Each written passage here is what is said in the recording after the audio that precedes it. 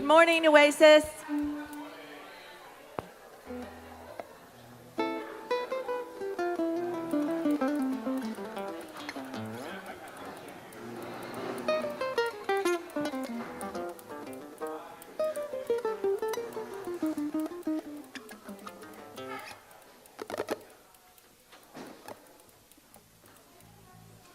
Good morning. What a beautiful Sabbath morning it is. Amen.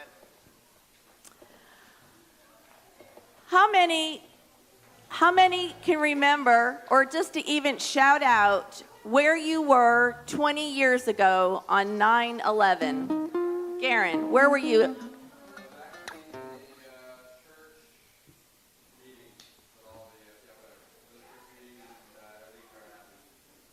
Anybody else?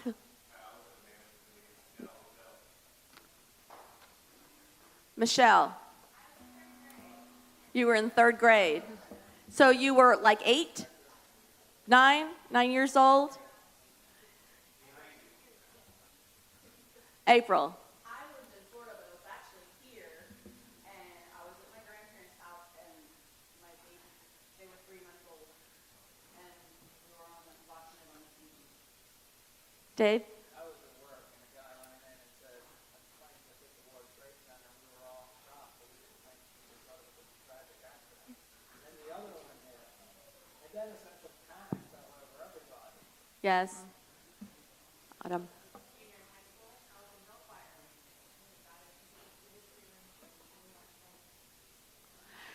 You know, there are certain things. Now, I love history. I love to read about history. Contrary to what my children would say, I was not alive during World War II. They would love to tell you I was. But I love history. I love World War II history. And so I love to study it. I love to read about it. And there are certain events in your lifetime that are, if somebody were to ask you, what made the biggest impact, or what, not a personal necessarily, but worldwide, what are like 3 events that you could name that made the biggest impact in your life? And I was talking with my grandsons this past week, and for me, it was President Kennedy being killed. It was the Challenger blowing up.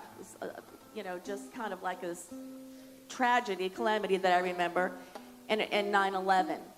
But interestingly, I asked my 17-year-old grandson, so what is the biggest impact in your life right now that has happened? Not like I said, not a personal tragedy, but something that is worldwide or nationwide that has impacted you.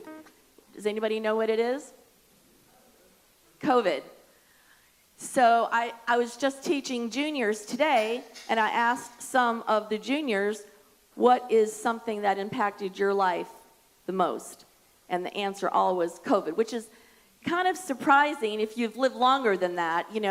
It's amazing how COVID has made that impact. But today, as a day that we 20 years later, as we remember, I had 2 grandchildren that were alive during that time, a 3-month-old and a 3-year-old. And after they got phones, so, I'm not sure exactly how old they were when they got phones. Before that, I always, on 9/11, reminded them of what 9/11 was and where it was in their point of their life and history.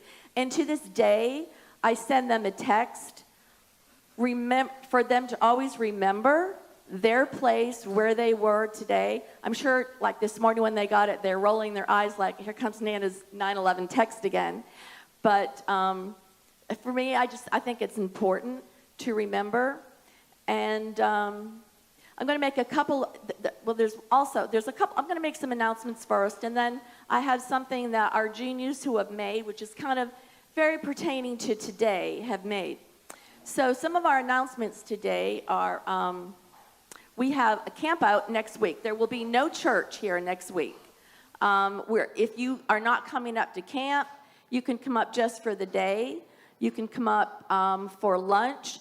And Andrew and I just talked, and I think what we're going to be doing is for lunch, the church will provide the hot dogs in rolls. And so anybody who's coming, maybe just for the day, just bring sides, maybe salads, chips, dips, desserts, or something like that. And we hope that you can make it. There will be no church here, so don't come here. Also, anybody here been to Nashville Connect, been part of Nashville Connect? Okay, I see some hands. It's a fantastic program. We've had lots of people that have been part of that. Andrew, tell me again, October 3rd is when the next one will be. So who would be the point person to talk to? Cindy NeQuinn. So you pay attention, Cindy. Okay. So anybody who would like to help serve food, make food, to contact Cindy. Okay. Pardon? No, Cindy NeQuinn. Or you could contact Cindy Morgan. Then Cindy will tell you to call Cindy. Okay. I'm forgetting something in announcements, aren't I? The blessing box. We always need people to bring food to be able to fill up the blessing box. It's amazing how many people in our community